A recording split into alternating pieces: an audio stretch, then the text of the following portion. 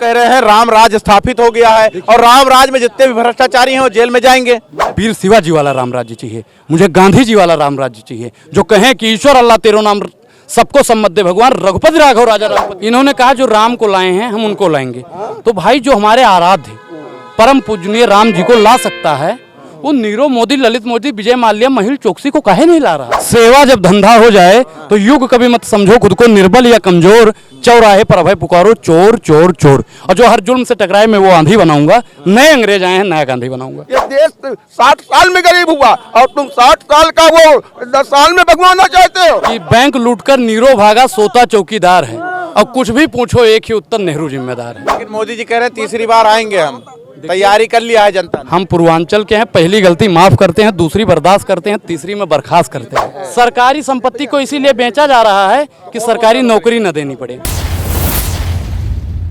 नाग ओझा एक बात बताइए, हम आपको देखे हमेशा सादगी के साथ रहे हैं, ये आजकल आज आपके कंधे पे भगवा दिखाई दे रहा है, क्या राज है? ये भगवा ये भाजपा का नहीं है। हमारे भगवान श्री राम जो थे उनके रथ पे जो ध्वज लहराता था वो भगवा था। जो हमारा उगता हुआ सूरज होता है, भाजपा तो भी 4 दिन की दूध मुही पार्टी है। भगवा का जो सूर्य होता है उसका कलर क्या होता है जब उगता है? भगवा होता है। ये बात करेंगे भगवा और आप लोग बात करोगे भगवा की। भगवा हमारी सनातन संस्कृति से है। भारतीय जनता पार्टी तो केसरिया रंग है, इसको भगवा आप कैसे कह सकते हैं? राम मंदिर के उद्घाटन में आप देखे होंगे मीडिया पूरी तरीके से दिखा रही थी कितना भव्य राम मंदिर बन रहा है, मीडिया पूरी तरीके से छाई हुई थी। मैं एक चीज आपको बता दूं कि राम मंदिर आस्था का विषय है। राम से मैं कितना प्रेम करता हूं ना आपको मैं बता सकता हूं, ना अंधभक्तों को मैं समझा सकता हूं। ठीक, राम में मेरी आस्था है और मेरे आस्था के बीच में अगर आप दलाली ना करें तो ज्यादा बेहतर रहेगा। नहीं दलाली नहीं करे, सवाल मैंने सिर्फ आपको बताया है, मैंने आपको कुछ कहा नहीं है। तो राम मंदिर नहीं, यहाँ पे रोजगार पे बात होनी चाहिए, शिक्षा पर बात होनी चाहिए, स्वास्थ्य पर बात होनी चाहिए, बिजली पर बात होनी चाहिए, पानी पर बात होनी चाहिए, किसान, आदिवासी, पिछड़ा, दलित पर बात होनी चाहिए, अल्पसंख्यक समाज पर बात होनी चाहिए। इन सब मुद्दों पर भारतीय जनता पार्टी बात नहीं कर सकती है। आपको मैं एक चीज बता दूं कि कलम साहब ये किस लिए काम आती है? लिखने और पढ़ने के लिए। ठीक, और शिक्षा पे भी अगर टैक्स लगा देने का किसी ने काम किया है तो भारतीय जनता पार्टी ने किया है। भारतीय जनता पार्टी इसलिए शिक्षा पर टैक्स लगा रही है, वो जानती है कि जिस दिन देश का युवा पढ़ लिख लिया उस दिन भारतीय जनता पार्टी की आंख में आंख डालकर सवाल पूछने लगेगा। इसलिए देश में 18% की जीएसटी शिक्षा पर लगा देने का काम किया है। हमको राशन नहीं चाहिए साहब, हमको शिक्षा चाहिए। अगर आप हमें शिक्षा दे देंगे तो हम रोजगार भी ले लेंगे और राशन भी ले लेंगे। लेकिन सरकार हमको शिक्षा से वंचित कर रही है। मैं युवा हूं, मैं पढ़ रहा हूं, मैं जानता हूं कि शिक्षा से कैसे हम लोगों को दूर किया जा रहा है। अच्छा, शिक्षा की आप बात कर रहे हैं, लेकिन एक तरफ देखिए लगातार 2024 का चुनाव है और लगातार बड़े बड़े नेताओं के यहाँ ईडी छापा और सीबीआई ये लगातार जारी हो गया है। क्या लगता है ये क्या है? राजा डरा हुआ है या विपक्ष ने भ्रष्टाचार किया है? देखिए, कुमार विश्वास का एक लाइन है कि राजा जब अंधा हो जाए, सेवा जब धंधा हो जाए, तो युग कभी मत समझो खुद को निर्बल या कमजोर, चौराहे पर अभय पुकारो चोर चोर चोर। और जो हर जुल्म से टकराए मैं वो आंधी बनाऊंगा, नए अंग्रेज आए हैं नया गांधी बनाऊंगा। नए अंग्रेज आए हैं नया गांधी? बिल्कुल, क्योंकि उस अंग्रेज ने नमक पे टैक्स लगाया था तो उस समय के गांधी ने आंदोलन किया था, और आज के अंग्रेजों ने दूध दही रबड़ी मक्खन हर चीज पे टैक्स लगा देने का काम किया है।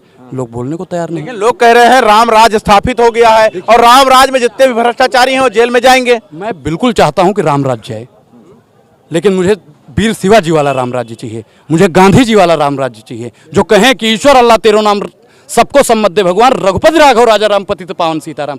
अरे राम भगवान के राम राज्य की आप बात करते हैं? भारतीय जनता पार्टी का कोई भी नेता आके मुझसे राम राज्य पे डिबेट कर ले, करेंगे राम तैयार है। राम राज्य पे आप डिबेट करेंगे हमसे? भाई मैं बताऊं, पहले सवाल पूछो, बताएंगे। मैं एक चीज आप बताऊं कि राम राज्य में जो महंगाई थी, बेरोजगारी थी, राम राज्य में एक धोबी ने कुछ कह दिया था, माता सीता को लेकर कुछ टिप्पणी हुई थी, उन्होंने अपनी पत्नी का परित्याग कर दिया। आप बताइए, आवाज भारतीय जनता पार्टी को कह दे कि 2 करोड़ रोजगार साहब ने दिया है, ईडी और सीबीआई का संबंध भेज के शांत रहिए, जेल में भेज देने का काम करते हैं।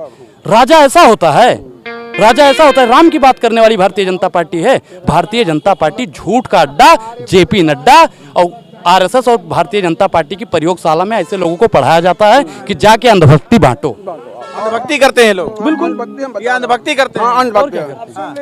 अब हमारा प्रश्न भाई साहब बहुत बड़ा उसमें दे चुके, समझ अंधभक्ति, अंधभक्ति किसको कहते हैं? अंधभक्ति शायद आप कर रहे हैं। आप देश के साथ आप पहली बात आप बता रहे हो, भारतीय जनता पार्टी कौन सी ऐसी योजना है जो सबको नहीं मिल रही? हमको आप वो बताइए।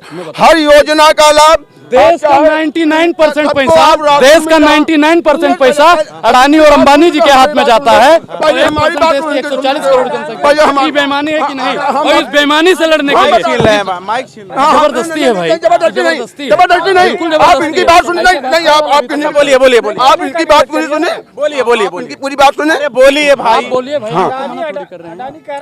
ये किसमें कहें, अडानी 10 साल में देश गरीब हो गया, ये 10 साल में बेरोजगार हो गया। ये जितना तुमने 60 साल में भ्रष्टाचार लोगों ने किया है, ये देश 60 साल में गरीब हुआ, और तुम 60 साल का वो 10 साल में भगवाना चाहते हो। और सुब्रत 60 साल से सुब्रत राय कौन से भाग गया, उनका पूरा परिवार दूसरे देश में बस गया, किसकी सरकार में बढ़ा था। आप उसकी बात मत करिए, जब खोलोगे तो तुम्हारी भी खुलेगी, वो नहीं देश 60 साल में बर्बाद हुआ, 10 साल में नहीं बर्बाद। मैं एक लाइन बोलूंगा सिर्फ लास्ट, इनको समझ में आ जाएगी कि बैंक लूटकर नीरो भागा, सोता चौकीदार है, और कुछ भी पूछो एक ही उत्तर, नेहरू जिम्मेदार है। तो ये लोग 60 साल पे नीरो ने कोर्ट ऑफ लंदन में अभी इसी हफ्ते उसने बयान दिया है कि 1350 करोड़ कांग्रेसियों ने हमसे ले लिया है, 450 करोड़ रुपया मेरे पास मैं देने को तैयार हूँ, पहले 1350 करोड़ जो कमीशन में कांग्रेसियों ने लिया है, ये कोर्ट लंदन की कोर्ट का आप उठवा के देख लीजिए, इंटरनेट पे भी 1 हफ्ता हुआ, उसने कहा है वो 450 करोड़ मैं दे दूंगा। और वो हम उनके ज्ञान के बारे में क्या कहेंगे? देखिए, मैंने बता दिया कि अंधभक्त हैं, एक लाइन में उनको समझ गए। आप बताइए कि मोदी और अमित शाह जी ने कहा था कि जो सहारा का पैसा है 40 दिन में वापस करेंगे। हमारी गांव की काफ़ी महिलाओं ने फॉर्म भरा, किसी का 100 रुपया लगा तो किसी को 1000 रुपया लगा, उनका 40 दिन नहीं 400 दिन पूरा हो जाएंगे, लेकिन पैसा नहीं आएगा। सुनिए भाई, प्रधानमंत्री नरेंद्र मोदी का एक भी वादा नहीं है जो देश हित में लागू हुआ हो। प्रधानमंत्री ने जितना जुमला दिया है ना साहब, अगर उतना रोजगार देते, उतना काम किए होते, तो देश आज विकासशील और विकसित हो जाता है। प्रधान की बात करते हैं ना मोदी जी। देखिए, आम आदमी से मन की बात और अडानी जी से धन की बात, वार शासन तेरा खेल ईमानदार को होगी। देखिए, मन की बात हमारे भैया गाँव में कहा जाता है कि मन की बात मेहरारू से किया जाता है, जनता से जन की बात की जाती है। हमारी बात कब प्रधानमंत्री जी करेंगे? दलित पिछड़ा आदिवासी की बात कब करेंगे? किसानों की बात कब करेंगे? महिलाओं की बात कब करेंगे? अरे लेकिन भारत सशक्त बन रहा है ना। किस मामले में? किस मामले जी कह रहे हैं सशक्त बने, किस मामले में? पहले दलित और पिछड़ों वाली बात कर लें। इस उत्तर प्रदेश की पहली पार्टी भारतीय जनता पार्टी रही जब पिछड़े वर्ग के कल्याण सिंह को मुख्यमंत्री बनाया, और पहली दलित महिला थी जो शायद भारत की पहली दलित महिला रही होंगी, मायावती जी को 6 महीने के लिए सबसे पहले मुख्यमंत्री बनाया। करे दलित पिछड़ों की बात, ये कौन कर रहा? दलित पिछड़े की बात मत करिए। हर कास्ट में दलित सताया गया, दलित को दलित ने सताया है। जो 20% दलित, उसमें जो साधन संपन्न है, पिछड़ों में पिछड़ों का हक जो 20% है वो मिसगाइड किया, उनका हक आया। सवर्णों में जो 20% जो है वो उनका काया, और अल्पसंख्यकों में जो 20% है वो 80% को हमेशा अपने पीछे पीछे चलाया है। आज उसी का खामियाजा अब जनता जान चुकी है, जनता अपने हिसाब से काम करेगी, अब वो किसी के पीछे चलने लायक। मोदी जी कहते हैं ना खाऊंगा ना खाने दूंगा। अच्छा, अब एक चीज बताइए कि जब उन्होंने कह दिया ना खाऊंगा ना खाने दूंगा, मोदी जी ने बोला था चाचा ना, तो जब नहीं खाऊंगा ना खाने दूंगा तो शौचालय का क्या काम है भाई? शौचालय में लोग नहीं जाएंगे। अरे भाई, जब खाएंगे नहीं तो निकालेंगे क्या? फिर लौटे जा अरे करके क्या बात करते हो भाई? जब खाऊंगा नहीं खाने नहीं दूंगा तो शौचालय खेत में इनकी अपेक्षा जो महिलाएं बेचारी पूरे दिन भर घर में बैठी रहती थी, गांव की महिलाएं, वो लैट्रिन नहीं जा पाती थी गांव में। सुबह जब गांव के बाहर शाम होती थी तब जाती थी, नहीं सुबह जाती थी दिन भर, वो फिर जाए गांव के बाहर अपना लैट्रिन करने के लिए। उनको सुविधाएं दी जा रही थी, इनको खलन हो रही। गरीब वंचितों की बात की जा रही, तो खाऊंगा ना खाने दूंगा पर है ना। ये कहा चीज कि बताइए दादा, जो राजीव गांधी खाएंगे नहीं तो निकालेंगे क्या? जब राजीव गांधी जी को, जब राजीव गांधी कहते थे कि 1 रुपया भेजता हूँ 80% चला जाता है, बार बार बड़ा तो इसलिए भाजपाइयों की आदत है भाई, भाजपाई ने दंगाई लोग हैं, वही चीज तुरंत खींच लिया जाता है। मैं भाजपाइयों की यही पहचान है कि माइक छीन लेंगे, अगर पत्रकार ज्यादा सवाल पूछ लेगा तो जैसे स्मृति ईरानी जी ने उसको निकलवा दिया था वैसे निकलवा देंगे। तो इन लोगों की आदत है भैया, इन लोगों को समझाना मूर्खता का काम है। आप लोगों की ही उसमें हो रहा था, ये राम राज होगा और यहाँ सबका सम्मान होगा। सबसे पहले सुनिए साहब, सबका साथ, सबका विश्वास, सबका विकास, और सबका होगा। कब होगा? लग रहा होगा, कब होगा? कब होगा भाई? कब होगा? भाइयों बहनों मित्रों, सबको याद होगा, मोदी जी का ख्याल आ गया होगा। भाइयों बहनों मित्रों, हमारी सरकार आ गई, तो डीजल पेट्रोल सस्ता करेंगे। डीजल पेट्रोल हुआ सस्ता, होगा, सिलेंडर 2024 सस्ता करेंगे। हाँ, 24 के बाद में करेंगे। 24 के बाद देखिए, एक चीज मैं आपको बता दूं, लीटर भी डीजल कोई नहीं एक चीज- पूछेगा। सारी इलेक्ट्रिक लाइन हो जाएंगे, कोई 20 रुपया किलो लीटर नहीं कोई डीजल समझ लेगा। जाइए, सुनिए मैं एक चीज बता दूं, के बाद देख लेना ये व्यवस्था चाय होती है ना, इतनी चाय व्यवस्था की जा रही है। चाय एक बार 2 बार अगर गर्म करके पी लीजिएगा ना, अगर तीसरी बार पी के उसे गर्म करके पीजिएगा तो चाय भी जहर बन जाती है। ठीक उसी प्रकार 2 बार जनता ने उसे ऐसे समझ के कर दिया, तीसरी बार जनता उसे लाने वाली नहीं है। जनता सब जानती है, जनता बदली है, बदले लेने अभी बाकी है। तो राख हौसला मंजर भी आएगा, प्यासे के पास चलकर समुंदर भी आएगा। यूं थक कर ना बैठे मंजिल के मुसाफिर, मंजिल भी मिलेगी और मंजिल मिलने का मजा भी आएगा। लेकिन मोदी जी कह रहे हैं तीसरी बार आएंगे, हम तैयारी कर लिया है जनता ने। हम पूर्वांचल के हैं, पहली गलती माफ करते हैं, दूसरी बर्दाश्त करते हैं, तीसरी में बर्खास्त करते हैं। समझदार के लिए इशारा ही काफी और बच्चों के लिए गुब्बारा ही काफी है।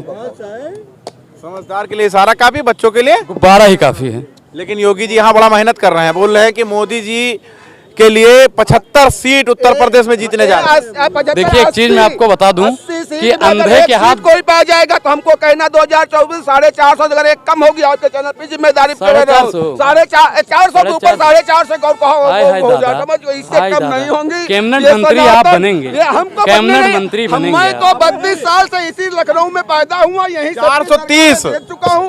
मैं क्या बता रहा हूँ भाई, 430 एक एक बोली राजा जी राउर मूल्य में मिठाई बा, तो बोलने में क्या जा रहा है भाई, बोलने में पैसा थोड़ी लगता है। 80 के 80 जीतने का दावा सिर्फ भारतीय जनता पार्टी वाले हैं।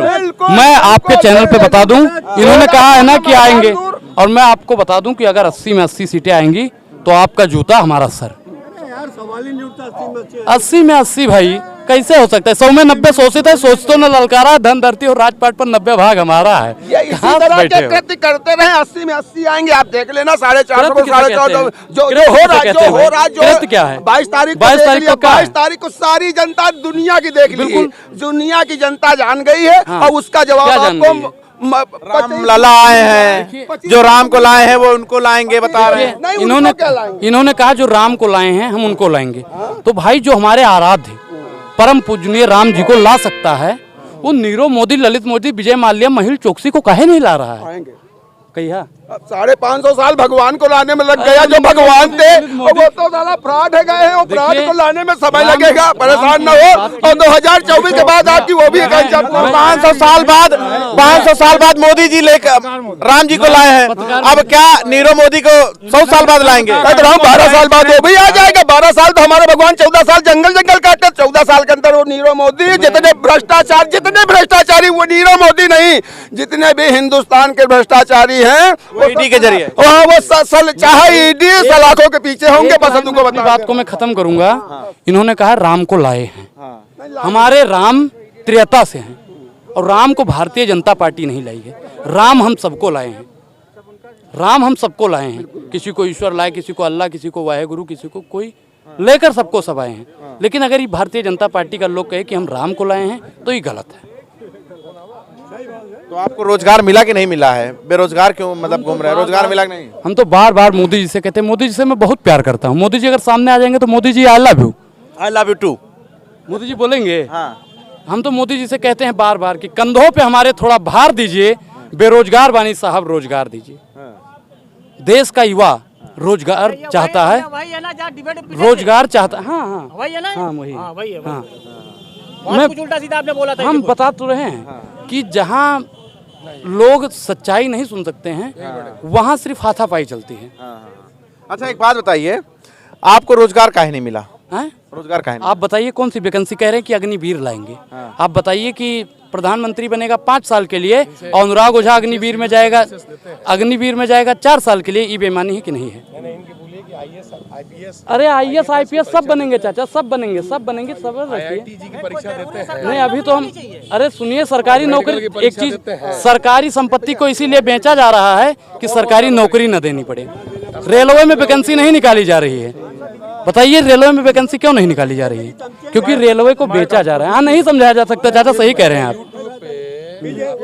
चलिए खैर, चर्चा कर रहे थे, अनुराग ओझा से बात कर रहे थे।